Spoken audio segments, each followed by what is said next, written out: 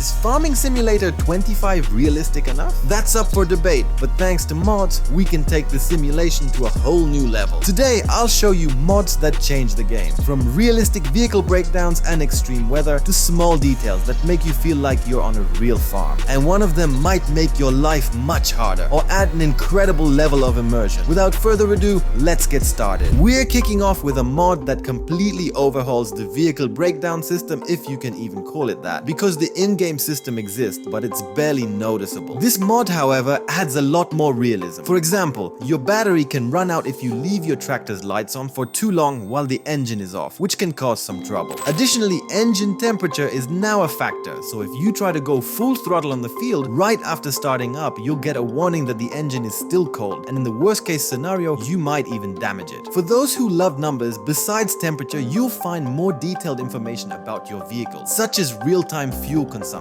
The generic wear bar is no longer your main concern, because now the older the vehicle, the higher the chance that something will simply break, just like in real life. Speaking of breakdowns, your tractor might stop working in the middle of a field even if you don't have the previous mod, simply because the wear bar drops to 0. You could also run out of fuel, and in that case I already showed one solution in a previous episode, but today's mod takes it a step further. This is a mobile service unit, which is the perfect response to these situations. It can serve as a fuel tank, allow you to repair your tractor without having to return to the workshop, and even wash your vehicles and equipment since it comes with a built-in pressure washer. The pressure washer might be more of a gimmick since the standard in-game washer can be placed anywhere, but if you prefer to have everything in one vehicle, you can buy this multifunctional service truck for $45,000. Besides repairs and fuel transport, it could also be used to carry pallets, but unfortunately that function is locked, even though there's plenty of space for it, so that's a minor downside. The next mod doesn't need much of an introduction because I've already showcased it in Farming Simulator 22 and 25 in one of my shorts, but since it fits perfectly into today's episode, it's worth mentioning. It's the shop delivery mod, which may not look super realistic since you just select the location and the purchased items instantly appear there. In an ideal world, it would be great if they were actually delivered to the farm on a flatbed truck, but I suspect that would be quite difficult to implement technically. In reality, farmers don't usually pick up machinery themselves. It's delivered to their farm. So if you imagine that such a delivery actually happens, the sense of realism is maintained. Plus, there's a delivery fee, so the mechanics seem well thought out. If you've ever ridden a horse, or even if you haven't, you probably know that the first-person view is the most natural way to experience it. Unfortunately, in Farm Sim, the default option is only a third-person view, as if we were flying behind the horse with an FPV drone. For vehicles and on-foot movement, we can switch to first-person mode, but for some reason, horses don't have this option. This mod fixes that problem in a very simple way, allowing you to switch to a rider's perspective. For players who prefer a realistic experience and use the first-person view in vehicles, this feature should honestly be a default option in the base game. If you enjoy realistic gameplay and care about even the smallest details, this mod is perfect for you. It's such a minor change that you might even forget it's installed, yet it makes the experience much more immersive. This mod slows down refueling to 120 liters per minute, which, according to the author, is the average fueling speed at German gas stations. It's also worth mentioning that this happens in real time and can't be sped up by changing the timescale. It's not a game-changing feature, but when it comes to realism, every detail counts. If you were excited about the weather changes announced for Farm Sim 25, such as tornadoes and fog, then this mod should be right up your alley. It doesn't affect tornadoes, but fog can become extreme, to the point where it feels like a horror game. Driving with headlights on might actually reduce visibility even more, but it definitely adds to the atmosphere. However, fog isn't even the main feature of this mod, as snow has been significantly improved, blizzards have been added, and the snow layer can now be twice as thick as in the base game. This looks fantastic visually, but can make gameplay much more challenging. If that's still not enough weather-related challenges for you, during hailstorms, vehicles left outside will take damage, meaning their wear bar will decrease. But weather doesn't just affect vehicles, it also impacts crops, as this mod introduces soil moisture, which can either work to your advantage or negatively impact your yields. On top of that, additional field info indicators are available, and next to the month and current time, you'll now find weather data, such as the current temperature, snow depth, and upcoming weather events, including the previously mentioned extreme fog. And that's not even everything this mod has to offer. I'll let you discover the rest for for yourself.